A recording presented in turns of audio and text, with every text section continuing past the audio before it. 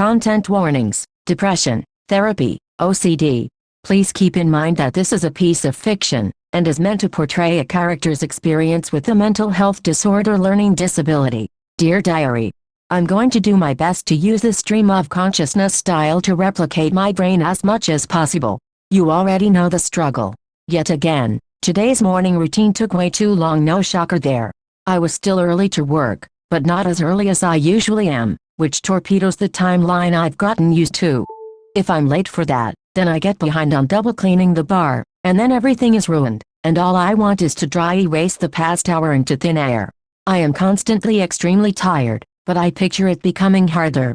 Like, if I don't do all my tasks, I foresee my life's growth obstructed by this expanding snowball of responsibilities.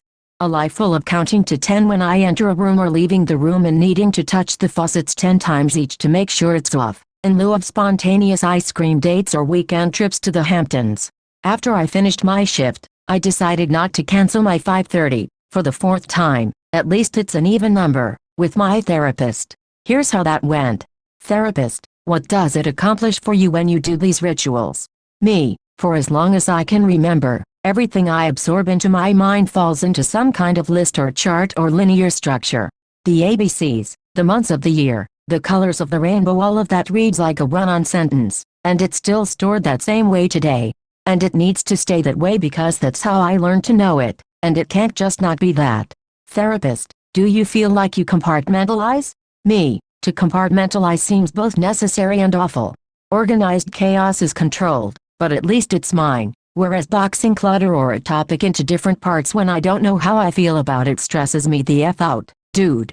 Therapist, I'm not sure if I follow. You and I both know the basis of your obsessive-compulsive tendencies is your need for control. However, I see you being controlled by it. Doesn't that make it contradictory? Me, I know the urge to do these rituals is like a security blanket for my sanity.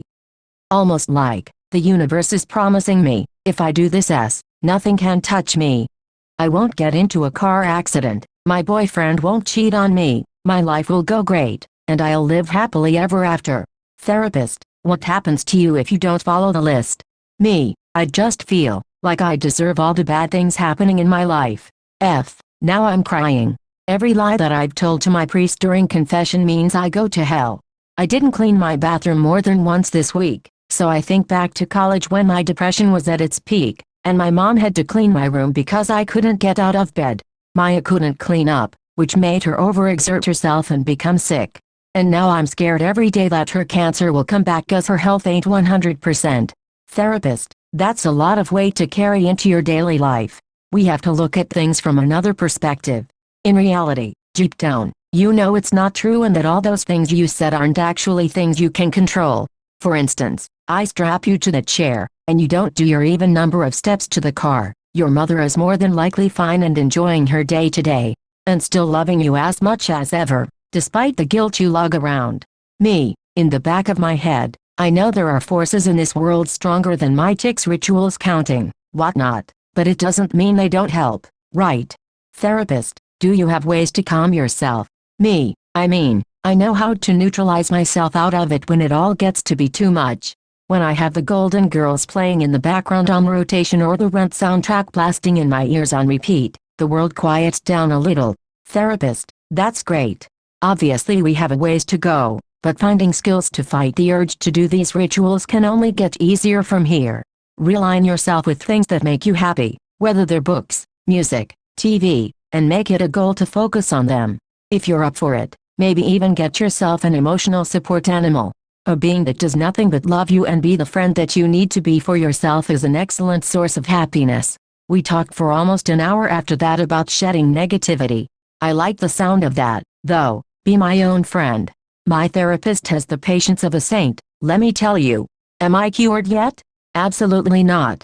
But she has a point. I should look at the things that I can control and do more things that don't give me heart palpitations. I should get myself that puppy, name it Fuff. Anyway, thanks for listening. P.S. One line from Rent kept sticking out at me. And safe from devastation our brain, from Santa Fe comforting. Save my brain from all the suckiness.